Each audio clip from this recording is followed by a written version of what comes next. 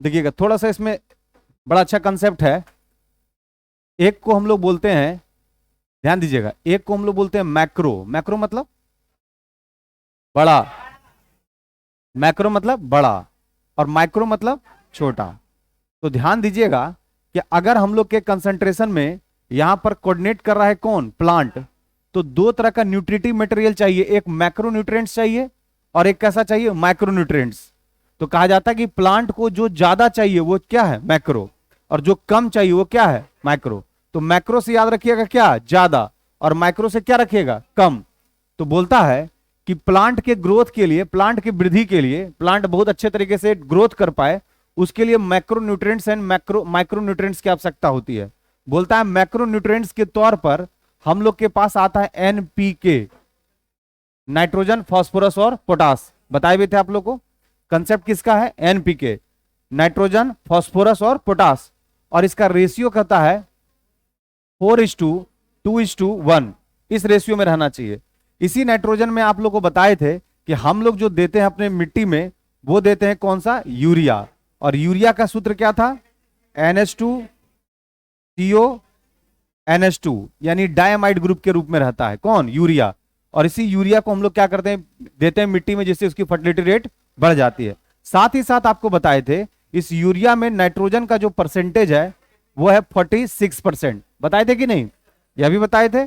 तो यहां पर ध्यान देना है कि कभी कभी हम लोग को ये जो नाइट्रोजन का बेस चाहिए, तो हम लोग नेचुरल तरीके से इस बेस को लेने का काम करते हैं। जैसे हम लोग क्या करते हैं कि लगाते हैं लेग्यूमिनस प्लांट को, कैसा प्लांट को, लेग्यूमिनस, यानी जो दलहनी पौधा उसको लगा देते हैं। तो दलहनी पौधा के गांठ में पाया जाता है राइजोबियम बैक्टीरिया, और जो बैक्टीरिया क्या करती है, नाइट्रोजन का नाइट्रेट में फिक्सेशन कर देती है, जिसके कारण जो हम लोग को यूरिया डालना पड़ेगा वो नहीं डालना पड़ेगा, और ये आराम से खुद राइजोबियम बैक्टीरिया क्या करते हैं, नाइट्रोजन को नाइट्रेट में फिक्सेट कर लेती है। और इस एनपीके का जो 4:2:1 का रेशियो है ये फुलफिल हो जाता है। ये इस बात समझ में आ गया। लेकिन ये कैसा न्यूट्रिएंट्स है, मैक्रो। मैक्रो न्यूट्रिएंट्स का मतलब होता है कि वैसा चीज जो पौधों को चाहिए ज्यादा, तो ज्यादा चाहिए तो वो कौन होगा, मैक्रो, और जो कम चाहिए वो माइक्रो। तो ध्यान रखिएगा, कहा जाता है कि अगर इन दोनों के, समझिएगा हमने कहा था हार्मोन के सेक्शन में, याद होगा आप लोग को, कि अगर हमारे बॉडी के अंदर हार्मोन का सेक्रेशन कम होता है तो बीमारी, और ज्यादा होता है तो बीमारी। तो वैसे कंडीशन में आपको हम बताए भी थे कि अगर मान लिया कि मैक्रोन्यूट्रिएंट्स या मैक्रोन्यूट्रिएंट्स में कोई एक चीज उसकी अधिकता हो जाएगी तब भी तो प्रॉब्लम होगा। तो अब हम लोग को जानना है कि तो मैक्रोन्यूट्रिएंट्स समझ गए सर, ये बताइए कि माइक्रोन्यूट्रिएंट्स क्या है। तो माइक्रो मतलब क्या होता है, कम, सूक्ष्म, जिसको हम लोग बोलते हैं सूक्ष्म पोषक तत्व। इसको हिंदी में क्या बोलते हैं, सूक्ष्म पोषक तत्व। पोषक मतलब न्यूट्रिएंट्स, यानी अब जो है इसको माइक्रो न्यूट्रिएंट्स बोलेंगे। तो बोलता है, इसका एक टेक्निक याद रखिएगा, बड़ा अच्छा टेक्निक है, इस टेक्निक को याद रखिएगा तो बहुत जबरदस्त होगा। यार यहां पर रखा बकू, बकू कल मन मौ जी, और एगो रखिएगा एंड FE। इतना बात याद रखिएगा, काम हो जाएगा। बी से बोरॉन, Cu से कॉपर, Ca से कैल्शियम, Cl से क्लोरीन, M से मैग्नीज, MO से मॉलिबेडनम, Zn से जस्ता, और Fe से लोहा।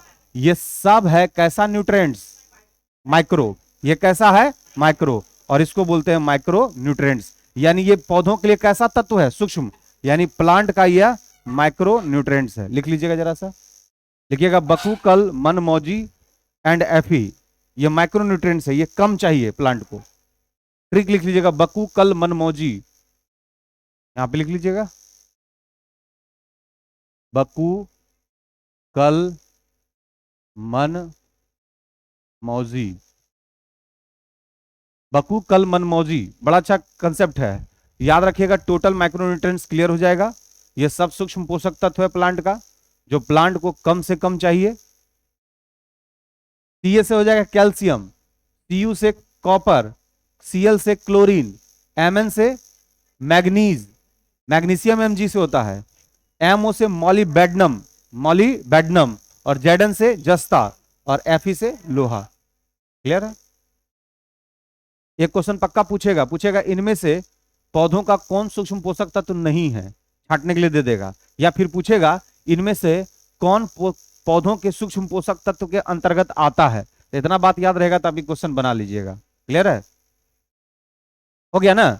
अब चलिए, काम हम लोग का अप्रोच क्लियर हो गया।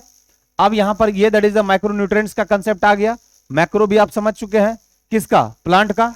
हम लोग प्लांट हार्मोन भी समझ लिए और हम लोग macro nutrients and micro nutrients को भी समझ लिए।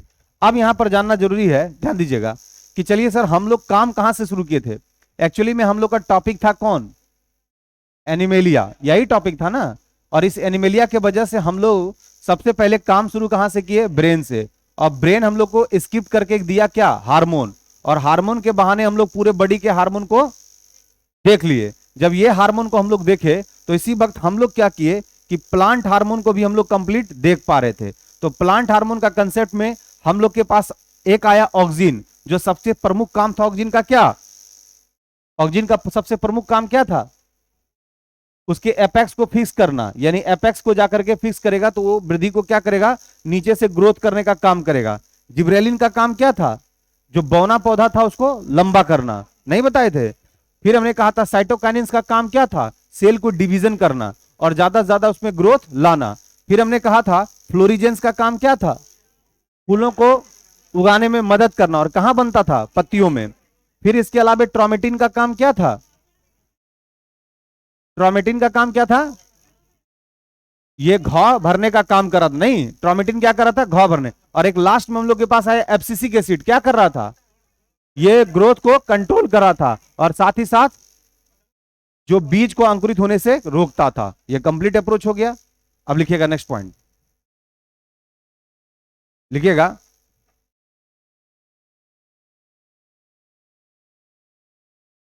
सम special fact, some special facts related to the plant. थोड़ा सा प्लांट के स्पेशल फैक्ट्स को क्लियर कर लेते हैं। Some special facts related to the plant, कुछ महत्वपूर्ण तथ्य प्लांट से रिलेटेड।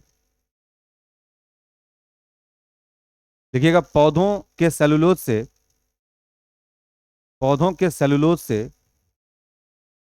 पौधों के सेलुलोज से कागज बनता है, पेपर बनता है। पौधों के सेलुलोज से पेपर बनता है, कागज बनता है। और सेलुलोज जहां पे लिखे वहां पर उसके नीचे में ऐसे करके एरो दे करके ब्रैकेट में लिखेगा कार्बोहाइड्रेट। जहां पे सेलुलोज लिखे वहां पे लिखेगा कार्बोहाइड्रेट। और जहां पे कार्बोहाइड्रेट लिखे हैं उसके नीचे एरो देख लिखेगा पॉलीसेकेराइड्स, पॉलीसेकेराइड्स। उसके नीचे एक एरो देख लिखेगा पॉलीसेकेराइड्स। ठीक है, सेलुलोज, कार्बोहाइड्रेट और नीचे दे करके पॉलीसेकेराइड्स। फिर उसके नीचे लिखिएगा कार्बोहाइड्रेट, कार्बोहाइड्रेट का केमिकल कंपोजिशन, कार्बोहाइड्रेट का केमिकल कंपोजिशन CHO के फॉर्म में होता है। CHO, कार्बोहाइड्रेट का केमिकल कंपोजिशन CHO के फॉर्म में होता है।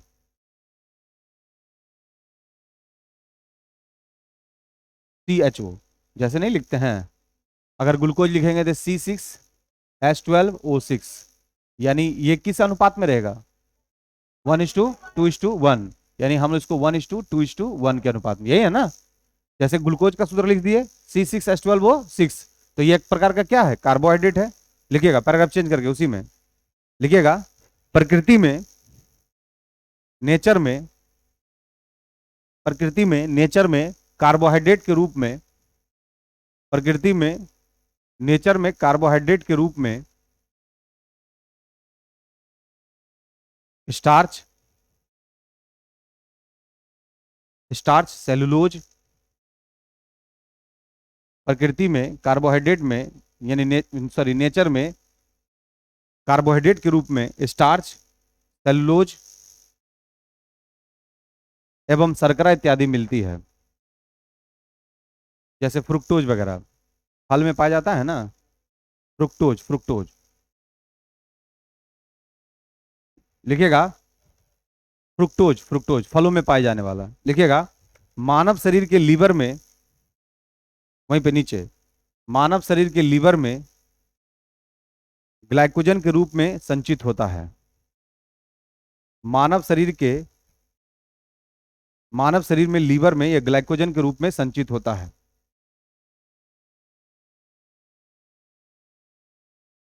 ग्लाइकोजन से ग्लूकोज कन्वर्ट कर हमें एनर्जी देती है। ग्लाइकोजन से ग्लूकोज कन्वर्ट कर हमें एनर्जी देती है। ग्लाइकोजन से ग्लूकोज कन्वर्ट कर हमें एनर्जी देती है। ग्लाइकोजन से ग्लूकोज बदलने की प्रक्रिया को ग्लाइकोजन से, थोड़ा हाथ तेज चलाओ, हम स्पीड नहीं है, तुम स्लो है। लिखिएगा, ग्लाइकोजन से ग्लूकोज बदलने की प्रक्रिया को ग्लाइकोजेनेसिस कहा जाता है। ग्लाइकोजेनेसिस। ग्लाइकोजन से ग्लूकोज में बदलने की प्रक्रिया को ग्लाइकोजेनेसिस कहा जाता है। क्या कहा जाता है? ग्लाइकोजेनेसिस। ठीक है, चलिए अब हम लोग का अप्रोच एकदम यहां पर तक पहुंच गया, यानी कि थोड़ा सा हम लोग इस पर काम किए थे।